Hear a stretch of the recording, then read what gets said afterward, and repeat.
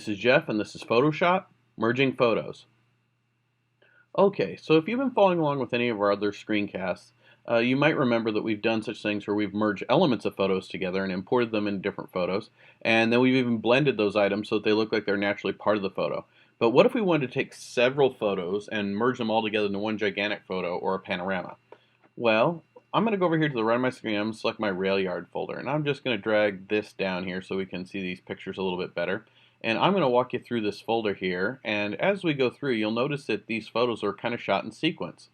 And while they're kind of pretty, they really don't stand out on their own very well. What would be really kind of cool is if we could merge all these together into one huge panorama. Well, let's see if we can do that. So I'm going to make sure I've got Photoshop selected here, and then I'm going to go up to the top of my screen, and I'm actually going to go to File, and then I'm going to go to Automate. And one of the options under Automate, actually, if you notice, is Photo Merge right down here, and we're going to select that.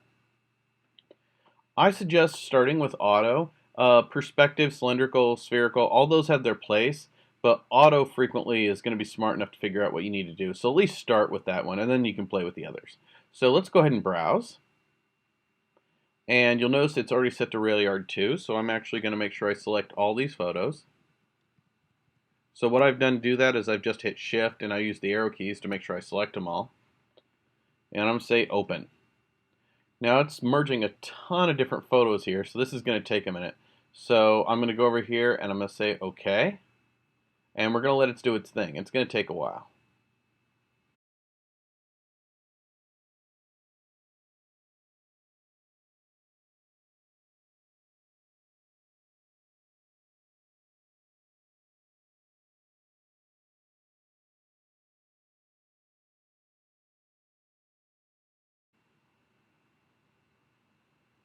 Okay, so you'll notice here that we actually have one huge panorama.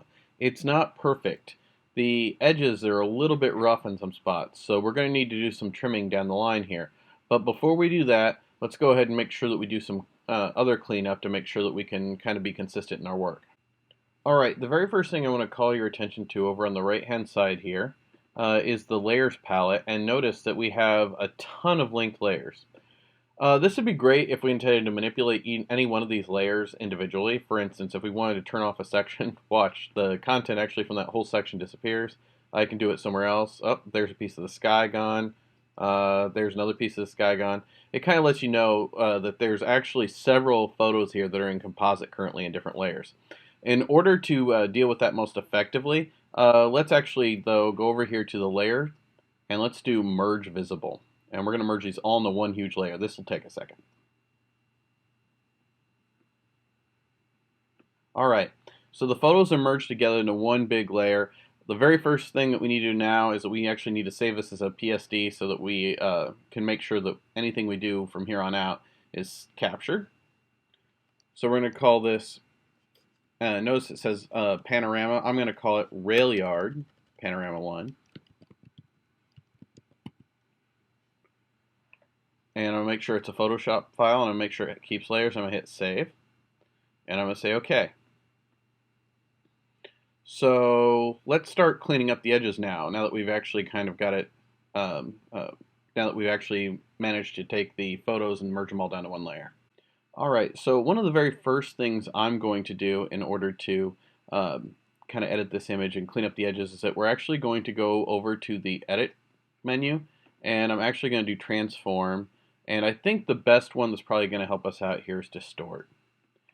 We're not going to get too crazy with this, but I just want to pull the edges out to the edge of the photo. So hang on here. We're going to actually do View, and we're actually going to do Zoom Out so that we can actually see the boundaries a little bit better. And then we're going to pull this edge over as well. We're going to do the same thing over here.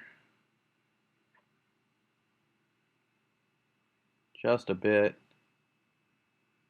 Try and make sure we get that edge. And I'm going to do the same thing down here.